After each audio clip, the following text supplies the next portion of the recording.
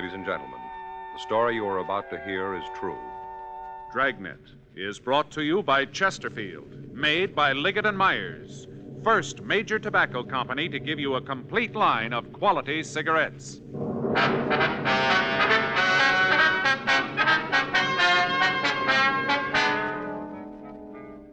You're a detective sergeant. You're assigned to burglary division. You get a call that an important piece of religious art has been stolen from the oldest church in Los Angeles. There's no lead to its whereabouts. Your job? Find it. To sell a product, you have to make it good and keep it good. What do the latest reports show about Chesterfield? Well, our research laboratory has compared it with the leading cigarettes in the country. Chesterfield is highest in quality, low in nicotine. Another good reason why thousands of people are changing to Chesterfield every day. Smoke America's most popular two-way cigarette. Regular or king size, you'll find Chesterfield really mild, really satisfying, best for you.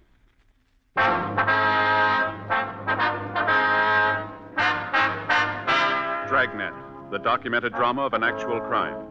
For the next 30 minutes, in cooperation with the Los Angeles Police Department, you will travel step by step on the side of the law through an actual case from official police files. From beginning to end, from crime to punishment, Dragnet is the story of your police force in action. It was Wednesday, December 24th. It was cold in Los Angeles. We were working the day watch out of burglary division. My partner's Frank Smith. The boss is Captain Bernard. My name's Friday. I'd gone across the street to buy stamps for some Christmas cards I was sending out. It was 9:15 a.m. when I got back to room 45. Burglary. I sat down at a table in the squad room and I started to address the cards when Frank walked in carrying a stack of Christmas boxes. Hi, Joe. Hi. Christmas cards, huh? A little late, aren't you? Well, I was going to send them out Monday, but we had that stakeout. You ought to get married, Joe. Yeah? It's the only system. Faye does all that stuff for me. Laundry, mails cards. Only system. Might help. You got a big stack there. Ought to cut down the list. Look at this here. Upholstery shop. Yeah? They send me a card every year. I never get anything upholstered. Faye and I ought to go over our list. Cut off a few names. I brought in your present. Want to open it now? No, I'll wait. I always open a couple the day before. Why? Well, put you in the spirit ahead of time. I opened Phil's this morning. Who's he?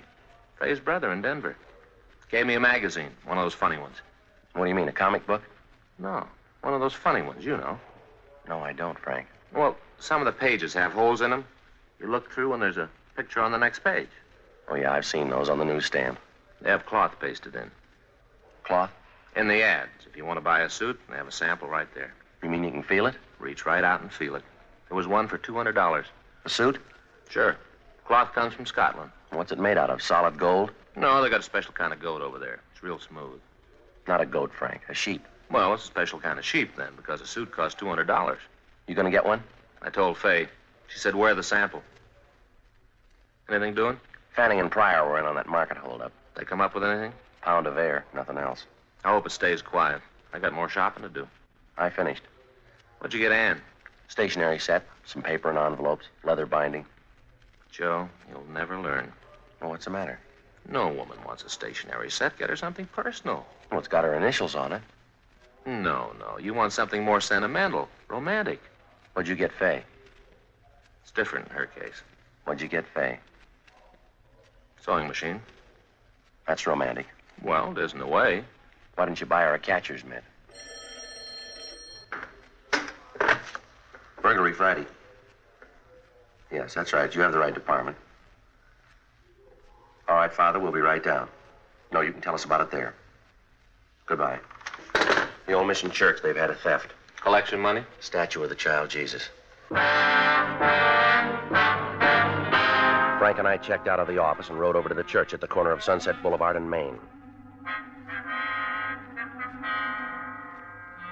The Old Mission Plaza Church, founded 1781, the year Los Angeles became a pueblo. The outside was typical early Spanish design, complete with mission arches. It was made of adobe and painted white. They called it the Queen of the Angels. The Padres from down in Mexico built it. The devout Mexicans in town still attended services there. 10:05 a.m. Frank and I crossed through the courtyard. It used to be the old stable, but the Spanish priest changed all that when it became a mission. Stonemasons paved the stable floor and made it a courtyard. They planted grapevines, trees, and flowers. A young priest crossed the courtyard to meet us. He'd been sitting on a stone bench reading his morning prayers, as priests had done here for 172 years. We asked for Father Xavier Rojas, who'd communicated with us. We were told he was inside. We entered a side door. The church seemed to glow with the hundreds of votive candles flickering on both sides of the altar and at the shrines throughout the church. It was empty except for a few people praying. Surrounding the main altar were several old oil paintings in gold frames. The air was heavy with the scent of Advent flowers. We found Father Rojas up near the sanctuary, looking at the nativity scene. He told us about the crib. It was a $70 duplication of the scene at Bethlehem. The parishioners had taken up a collection for it 31 years ago. It was put up every year on December 22nd and taken down after the holy season. It was beautiful, except that one of the shepherds had lost an arm, the sheep was old and cracked, and the infant Jesus was missing. Father Rojas led us back into the sacristy. I'm sorry to bother you, man. It's all right, Father. Especially now, the holiday season. We cash our checks, Father. You want to tell us what happened? Or what you think happened? I discovered the statue was missing right after the 6 o'clock Mass. You say the 6? Yes. I started over to the rectory and stopped by the crib. Was the statue there before Mass? I don't know, but it was there last night. How late is the church open? All night.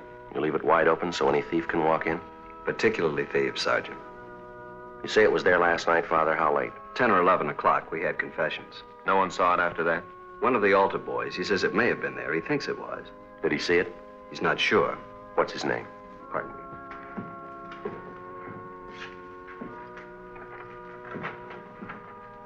Here's the schedule. You'll find the names for every Mass there. Was there a big crowd at the 6 o'clock Mass, Father? Not too many. 7's the big one. People on their way to work.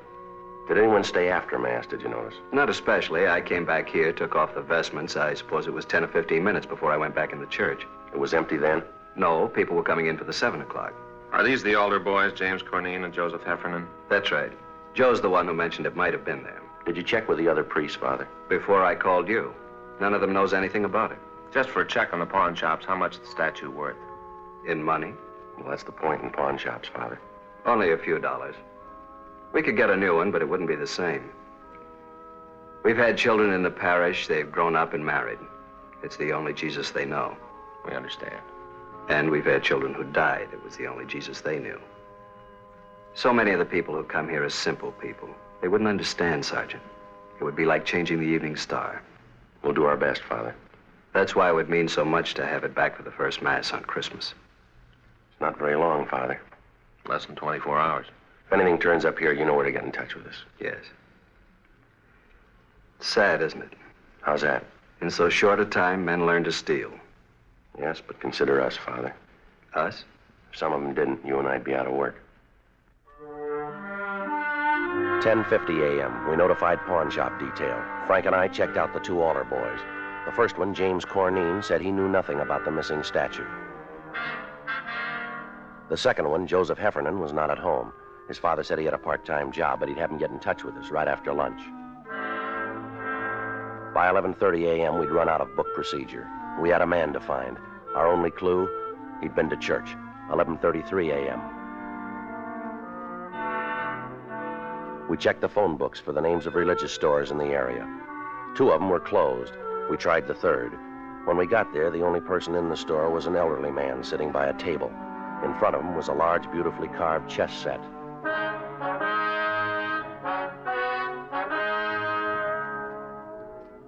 We're police officers.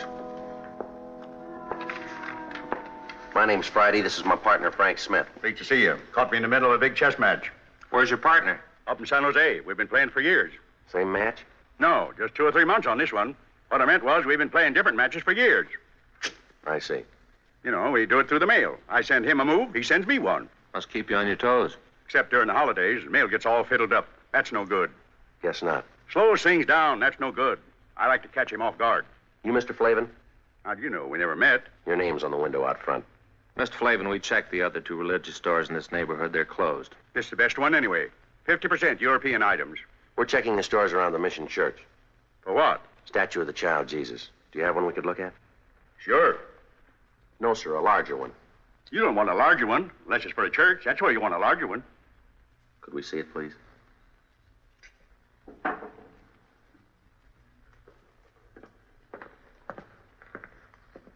It's not my due to butt in.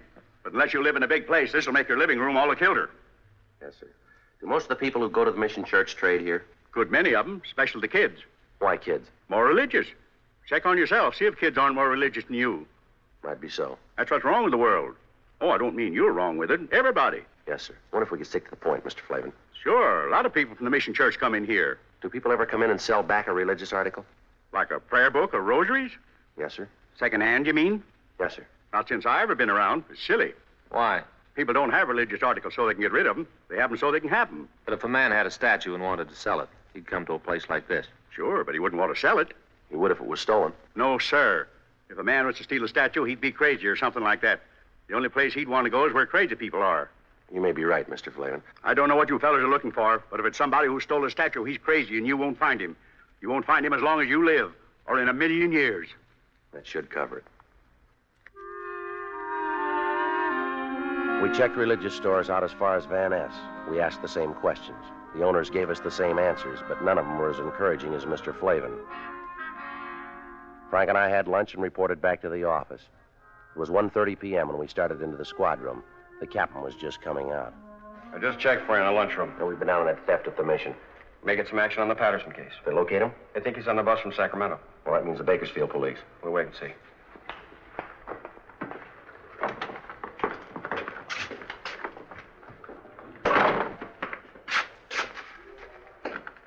Are one of you fellas Sergeant Friday? He is. I'm Joe Heffernan. My father said you wanted to see me. Well, sit down, son. You didn't have to come in. A phone call would have worked. My father said to get on over. He says that any kid that uses phones is lazy. We want to ask you about this morning. You serve 6 o'clock mass? Yes, sir. I'm senior boy, so I get the 6th. You're a senior and you take the early trick? Yes, sir. That way, if you receive communion, you get to have breakfast sooner. Father Rojas says you think the statue was there before mass.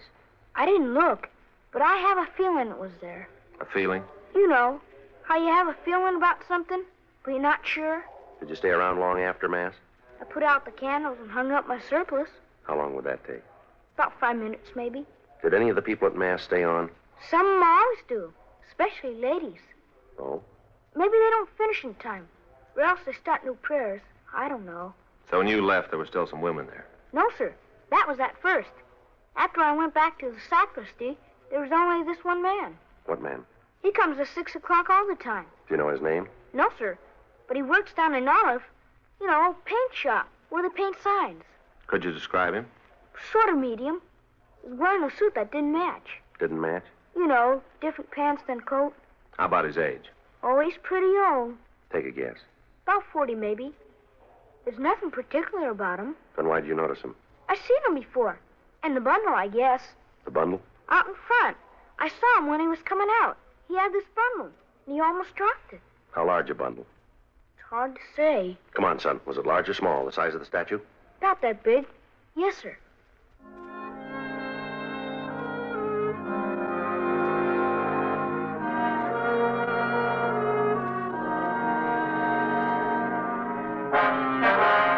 We located the sign shop. The suspect didn't work there anymore, but we discovered his name was Claude Stroop. We found out where he lived. 2:25 p.m. We arrived there. It was a hotel for men, mostly old men, mostly down and outers. It was called the Golden Dream. Police officers. We're looking for Claude Stroop. Hope Claude didn't get in any trouble. So do we. Is he in? No. He's got room 307. You can check if you like. We'll take your word. Were you on this morning? You have the early shift. Well, we don't have shifts. My uncle owns the place. I'm the shift. Did Stroop spend last night here? Came in about 11. When did he leave this morning? Around 6, maybe before. Did he come back after? 8 o'clock or so. Then left. Supposed to be back at 10. And pulls this trick. What trick? Our program. He knows the other fellas need him. Program? You're here at the hotel. Every Christmas we have a program. Put up a tree and sing. They're mostly old fellas. Singing like that makes them remember back when they were kids. Then Jimmy Finn comes on. Jimmy Finn? He shares number 409. His family once had a lot of money, so he tells the fellas about it. Stories about Christmas. how they had this big log, and his grandfather used to start it up, and after dinner, everybody turned over his plate, and there underneath was a $20 gold piece. Brand new one. When Stroop came in this morning, did he have a bundle? I didn't see him come in. You said you saw him. I saw him go out after, but not come in. When was that? 8. If you want to look for a bundle, I could give you his key. We don't have a warrant. It's all right. I know about police. It's all right with me. It's not with us.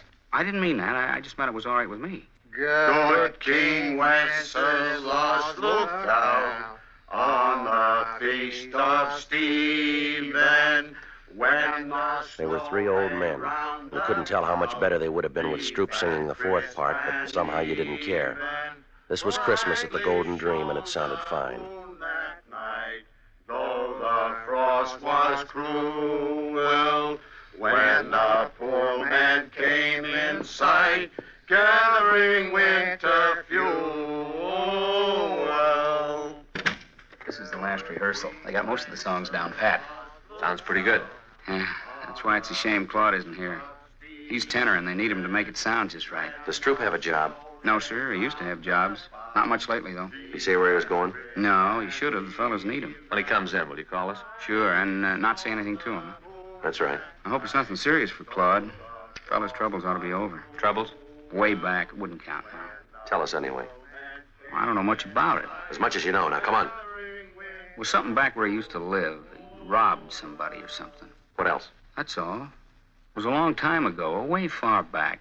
But he forgot it all, the robbing and everything. No, not quite. He remembered it this morning. God rest ye merry gentlemen, let nothing you dismay. For Jesus Christ our Savior was born upon this day to save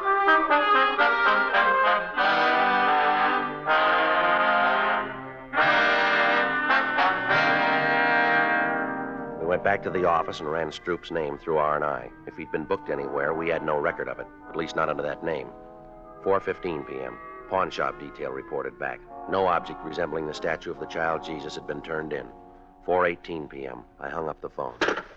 Patterson's on that Sacramento bus. I thought Bakersfield had it. They were supposed to confirm. They did. Up over the station. What about Fanning and Pryor? They're still out. Well, they'll be back soon. When's the bus arrive? 6 o'clock. There's plenty of time for them to make it. There's more time for you. We're still in that theft. Can it wait? No. What is it? $10, $15 statue? When's the price determine a case?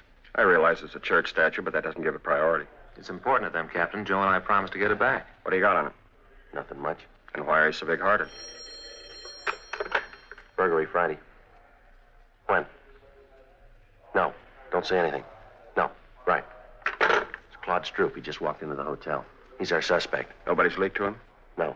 You'll keep. You can run him down tomorrow. It'll be too late then. They need it for the first mass in the morning, Skipper. It's kind of a big thing for them. I'm sorry. I can't juggle details around so you can get a statue back. If there's time later on, we'll do our best. Yes, sir. You better get over to the station.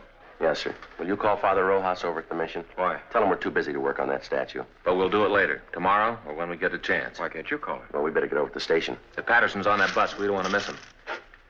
All right, I'll call him. Friday. Yeah. I can send Fanning and Pryor over. You might as well stay on that other thing. Whatever you say, Captain.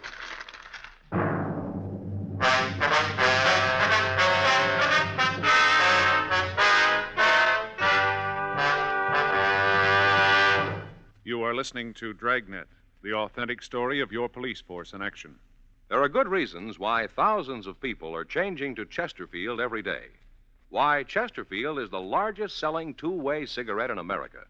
Why Chesterfield is best for me and best for you. People these days want facts. When you want people to use your product, you have to tell them what effect it has on people who do use it regularly. That's why a doctor has examined for almost 2 years a large group of Chesterfield smokers. 45% of them have, on the average, been smoking Chesterfields for well over 10 years. What is the effect on these people from smoking Chesterfield? No adverse effects to the nose, throat, and sinuses, says the doctor.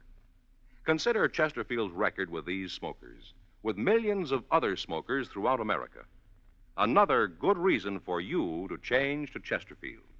Regular or king size, Chesterfield is best for me best for you.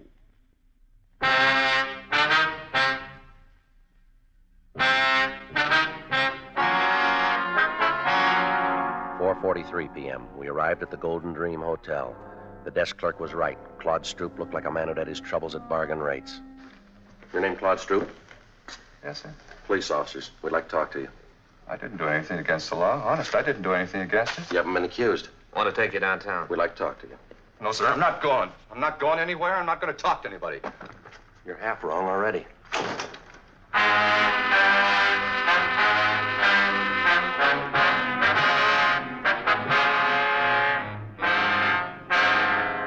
"5:15 p.m. We returned Stroop for interrogation. He kept his word. He refused to talk. 6:05 p.m. Frank called Fay, told her he'd be a little late.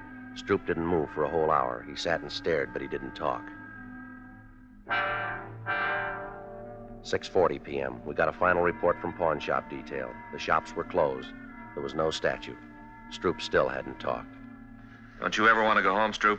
If I was to talk, he wouldn't let me go. Depends on what you'd say. I'd say it wrong, and I wouldn't get home. You won't this way either. I'd like to go. You can bet on that. This is the 7th year we had the program, and I never missed a one. Not a single one. Why don't you tell us what happened, Stroop? How would I know you'd let me go? You wouldn't. I might as well anyway. All right, what happened from Mass on? Well, there was Mass. I came out and started down toward the hotel. Back up. I left my stuff at the hotel, and then I picked up George's car. I didn't steal it. He said I could have it any time I wanted. Only this time I didn't ask him. I took it and started out. Yeah. I should have asked, but I just didn't.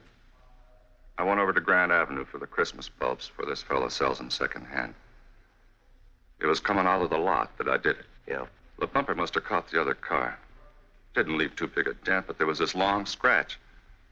I got out and tried to wipe it off with my handkerchief. You know, spit on it like. Only it didn't do no good. I didn't think anybody saw. I don't know how you fellows found out about it. I'll check auto records. Right. Stroop, we didn't bring you down here to talk about that. You didn't? No. There's a statue missing from the church. The statue of the child Jesus. You mean I took it? You took a bundle out of church? Yes, sir. That was my other pants for the program tonight. I had a place sewed up and there was a button off. You can check. But I wouldn't take a statue. I don't think you would either. He's cleared auto records. Go on home. For the program? You mean it's all right? Good night, Stroop. Good night.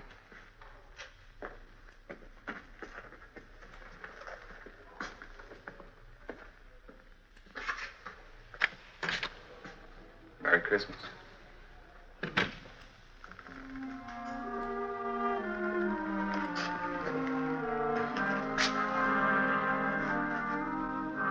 Where to? Well, I don't know. We could stay and work on it tonight. Wouldn't do any good. We won't find it. I don't think so. No use kidding the priest. Build his hopes up. Might as well go tell him now.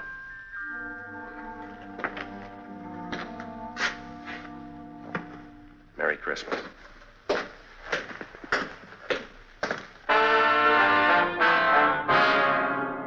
"7:27 p.m.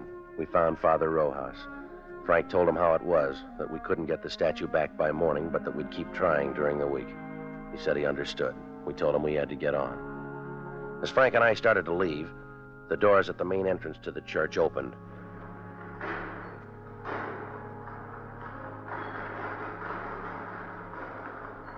It was a good 200 feet away. It was hard to be sure, but it looked like a small boy drawing a bright red wagon behind him. When he got closer, you could see he was no bigger than a pint of milk. He was a luminous-eyed little Mexican boy with a face as young as yesterday. The priest seemed to know him. Paquito? In the back of the wagon was the missing statue of the child Jesus. He picked it up gently and walked up to the priest. Padre Rojas? He just stood there, looking up at Father Rojas. It's Paco Mendoza, the boy from the parish. Ask him where he found it. ¿Dónde lo encontraste? No lo encontré, lo cogí esta mañana.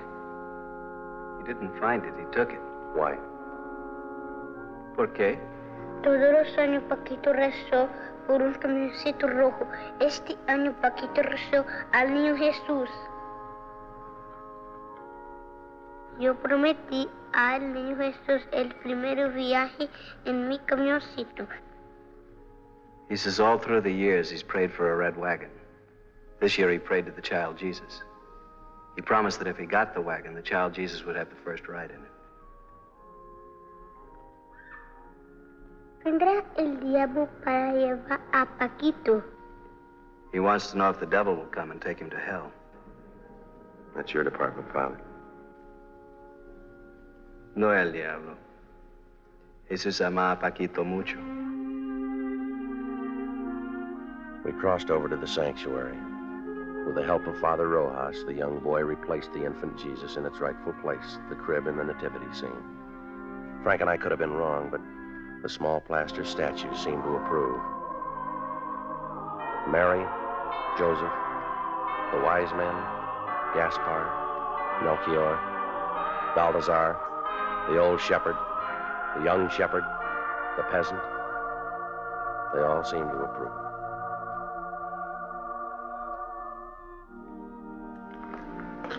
Vuelve a tu casa, Paquito. Priest told the boy to go home.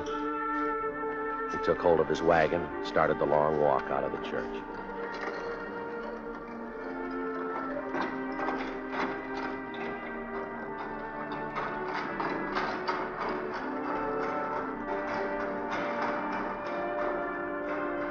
There wasn't much we could say. There wasn't much to say. We just stood there and watched him go. Halfway up, he turned to look back, and he went on out.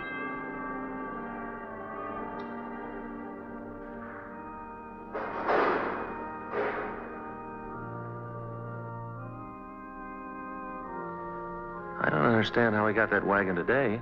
Don't kids wait for Santa Claus anymore? It isn't from Santa Claus. The firemen fix old toys and give them to new children. Paquito's family, they're poor.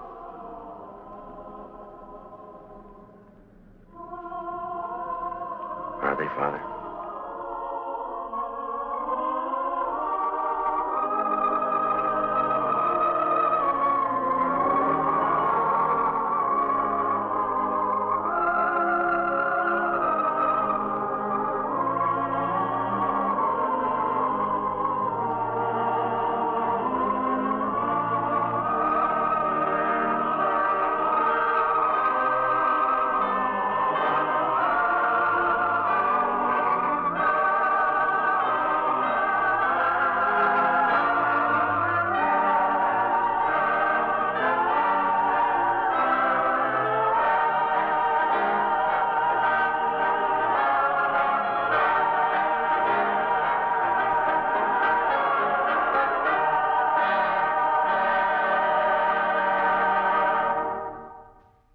The story you have just heard is true.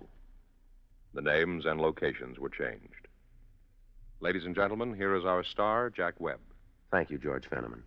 Friends, remember your cigarette dealer will be open right up to Christmas Eve, and he can take care of your last-minute shopping problems with Chesterfields. Chesterfields and the special Christmas carton featuring the covered bridge.